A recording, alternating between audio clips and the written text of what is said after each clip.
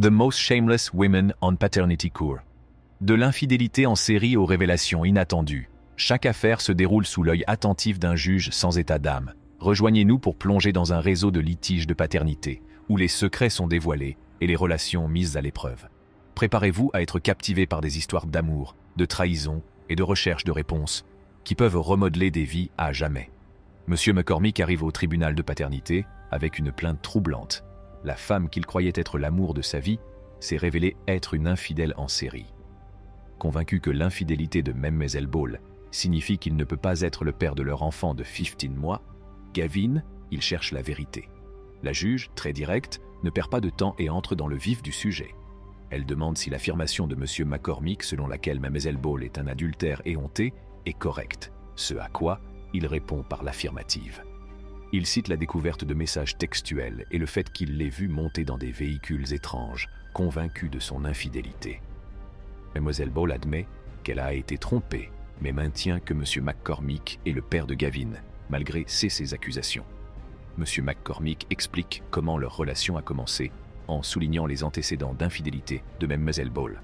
Il exprime des doutes sur sa paternité, même s'il a tissé des liens avec Gavin. Le juge oriente la conversation vers les tentatives de M. McCormick de prendre Mlle Ball en flagrant délit d'infidélité, ce qui donne lieu à un récit comique intitulé « Comment attraper votre infidèle en série ». Il raconte qu'il l'a suivie et l'a confrontée au fait qu'elle était montée dans un camion croyant qu'elle était infidèle. Mlle Ball réfute son histoire, suggérant que ce sont ses insécurités qui motivent ses soupçons plutôt que les actions de la jeune femme. L'aspect émotionnel du procès apparaît lorsque M. McCormick devient émotif en parlant de son lien avec le bébé Gavin. Cependant, Mlle Ball ne tient pas compte de ses sentiments, expliquant qu'ils ont passé 16 mois ensemble et affirmant l'affection que lui porte Gavin. Malgré sa confiance, le juge souligne l'incertitude due au fait que Mlle Ball a admis avoir eu des relations sexuelles avec une autre personne au cours du même mois. Alors que la tension monte, les résultats tant attendus de la recherche de paternité sont révélés. Le tribunal confirme que M. McCormick est bien le père de Gavin, ce qui sauve la situation. La vérité l'emporte, mettant en lumière la dynamique complexe des relations, de la fidélité et de la responsabilité parentale. La haine peut pousser des individus à commettre des actes blessants, tels que nier la place légitime d'une autre personne en tant que parent. Le refus de Mme Miller de reconnaître M. Rasmussen comme le père de Zeiley trouve son origine dans une aversion profondément ancrée. Malgré la présence constante de M. Rasmussen dans la vie de Zeiley, l'animosité de Mme Miller obscurcit son jugement. M. Rasmussen reste ferme, affirmant son rôle de père de Zeiley et cherchant à établir ses droits devant le tribunal. Cependant, Mme Miller ne partage pas. La réponse de Mme Miller montre sa détermination à affirmer sa position, même si cela signifie recevoir une pension alimentaire tout en sachant qu'il pourrait y avoir une autre figure paternelle. Finalement, les résultats du test ADN sont révélés, confirmant que M. Rasmussen n'est pas le père biologique de Zeiley. Le verdict du tribunal marque un tournant. Même à la lumière de ce résultat, le dévouement de M. Rasmussen en tant que père compatissant transparaît.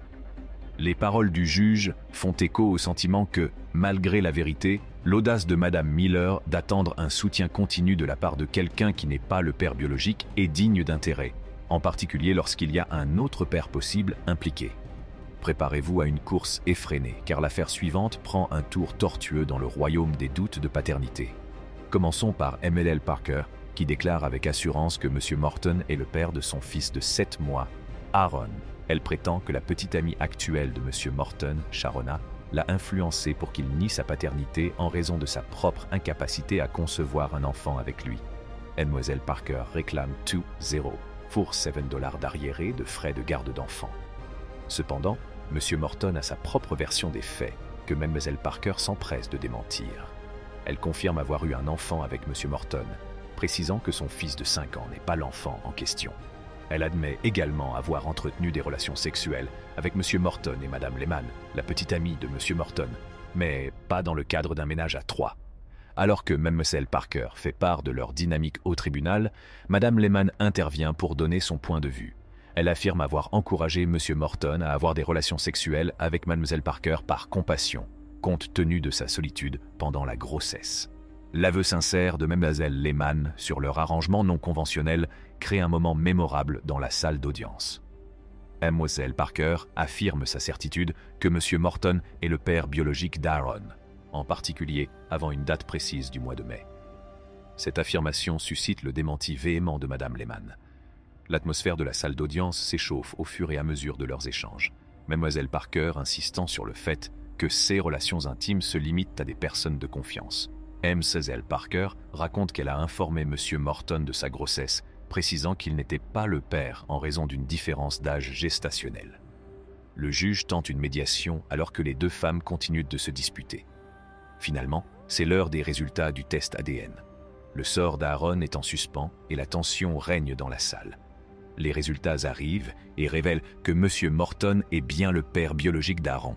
Le juge annonce la nouvelle, soulignant la responsabilité légale de M. Morton de s'occuper de son enfant. Malgré les échanges enflammés entre les deux femmes, le résultat règle le conflit de paternité et établit le rôle de M. Morton dans la vie d'Aaron. Au tribunal aujourd'hui, Mlle Foster cherche à établir la paternité de son enfant, affirmant qu'un homme rencontré sur Internet est le père biologique de sa fille, Jakaya. Elle affirme qu'elle et son ex-petite amie ont planifié la grossesse ensemble, mais qu'il l'a ensuite abandonnée et a nié la paternité. Mlle Foster veut prouver qu'il est bien le père et veut qu'il assume la responsabilité de leur enfant. Confirmant ses intentions, elle reconnaît qu'ils avaient prévu d'avoir un enfant ensemble. Au milieu du témoignage de Mlle Foster, une révélation cruciale fait surface. Elle mentionne que l'homme qu'elle croyait être le père de son enfant la qualifiait de meilleure mère et lui avait fait part de son engagement. Cependant, la situation devient complexe, car l'homme, appelé M. Jackson, présente un point de vue différent. Il affirme que Mlle Foster a présenté l'enfant qu'elle prétendait être celui de son frère comme étant le sien, bien que l'enfant n'ait pas de lien biologique avec lui. L'histoire prend un tournant lorsque Mlle Foster décrit une dynamique relationnelle tumultueuse impliquant plusieurs personnes. Elle mentionne un autre homme, Sean, avec lequel elle a eu des relations intimes à la même époque que M. Jackson. Malgré cette complexité, elle ne présente que M. Jackson au tribunal pour le litige de paternité. Le juge se penche sur la chronologie des événements, en se concentrant sur le moment où Mlle Foster a découvert sa grossesse et l'implication des pères potentiels. M. Jackson souligne qu'il était absent la plupart du temps, mais Mlle Foster insiste sur le fait que leurs relations intimes se sont poursuivies régulièrement. Cependant, l'attention de la Cour se porte sur l'implication limitée de M. Jackson avec l'enfant et son désir de faire partie de sa vie. Il exprime sa frustration de ne pas avoir la possibilité de voir sa fille biologique présumée. Dû pour certaines parties, conclut l'affaire avec un mélange d'émotions et de réflexions sur l'importance de connaître le véritable parent biologique. Ces affaires ont bouleversé nos esprits. Que pensez-vous de tout cela? Faites-le nous savoir dans la section des commentaires ci-dessous. Et si vous avez aimé cette vidéo, donnez-lui un grand coup de pouce et partagez-la avec vos amis et votre famille. Pour d'autres vidéos révélatrices de vérité, abonnez-vous à notre chaîne.